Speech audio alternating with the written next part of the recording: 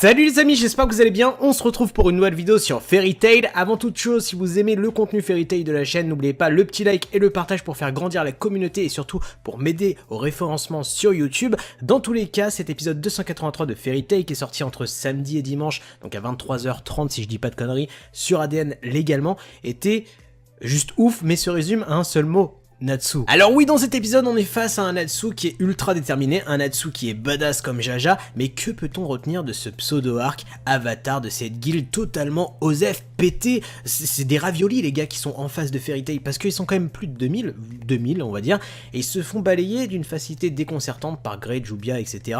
Alors ça encore on peut justifier, parce que c'est juste des adeptes de cette putain de guilde de merde, donc tu peux te dire bon, à la limite, ils ont peut-être pas beaucoup de pouvoir magique, voire pas du tout, mais quand même dans cet épisode, on a un Natsu qui va faire face à l'un des dieux guerriers de Yakuma, et pourtant il va le balayer. Et en voyant ça, t'as forcément de la pitié pour le mec qui vient juste de se cramer la gueule pour invoquer cette entité, ce dieu guerrier qui fait partie des 18 dieux de Yakuma. Tu te dis putain, t'invoques une putain d'entité qui est badass, qui est aussi grande que la tour Eiffel, et pourtant...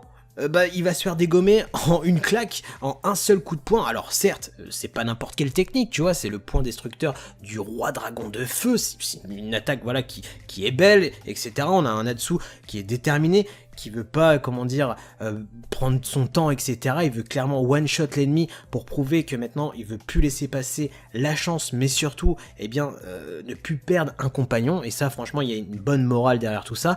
Mais franchement, une aussi grosse mise en scène pour si peu... Oh putain, mais t'as le seum, c'est un dieu le gars. Et très concrètement, ce qui est dommage, c'est que avant que Natsu explose la gueule de ce dieu de la guerre, on a tout un speech de Erza pour nous expliquer que voilà, c'est pas n'importe quelle entité, c'est quand même un big boss, tu vois, voilà, on dirait que c'est un boss de fin de niveau, tu vois. Et t'as Natsu qui va lui exploser la gueule en 2-2, donc il va le one shot, hein, clairement. Et c'est là où on a deux solutions. Soit Avatar, c'était vraiment du osef total, limite tu peux même pas les caler dans des méchants charismatiques de Fairy Tail parce que c'est clairement pas le cas, ou alors, eh bien on a un Natsu qui a power up de malade. Le mec il est plus fort qu'un dieu de la guerre, il l'a one shot. Waouh, j'ai envie de dire, ça peut être que surprenant, surtout que il n'y a pas eu d'inquiétude. D'ailleurs les amis, on va revenir sur un point, vous l'avez vu dans cette vidéo, on nous accentue bien le fait de cette relation entre Frosh et Grey qui trouve totalement kawaii ce Frosh avec son Natsu totalement inquiet parce qu'il se souvient des prédictions du rock du futur, et beaucoup d'entre vous m'ont dit Chris, il n'y a pas une incohérence parce que Grey n'est jamais devenu méchant, puisque c'est un simple infiltré dans Avatar. Bah j'ai envie de dire, c'est un petit peu la magie des différentes timelines, c'est-à-dire amener des personnages du futur qui annoncent des présages dans notre présent, dans l'histoire que tu suis. Bah peut-être que dans son futur il s'est passé ça, mais sa venue et cette prédiction a peut-être changé le cours de l'histoire. Tu vois ce que je veux dire ?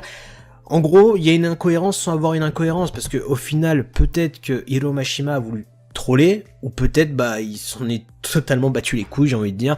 Donc incohérence ou pas, c'est timeline, faut pas se prendre la tête avec ça. Dans tous les cas, Frosh n'est pas tué, on passe à la suite. Là où l'épisode a vraiment mis l'accent entre guillemets, c'est la badassitude de Natsu, surtout ce côté qui ne veut plus perdre un compagnon, cette mort d'Ignir qui l'a vraiment marqué, et c'est pour ça qu'il s'est surentraîné entre guillemets pour avoir un pouvoir assez fort, assez conséquent pour pouvoir protéger les gens qu'il aime, et ça je trouve ça vraiment badass et vraiment cool de le montrer, mais surtout la renaissance partielle de Fairy Tail avec la venue de Gajeel et Panther Lily, et bien qui se sont greffés à la suite des aventures de Grey, etc., qui se sont enfin retrouvés, et j'ai envie de dire c'est cool parce que c'est une belle image de revoir tous ces membres ensemble.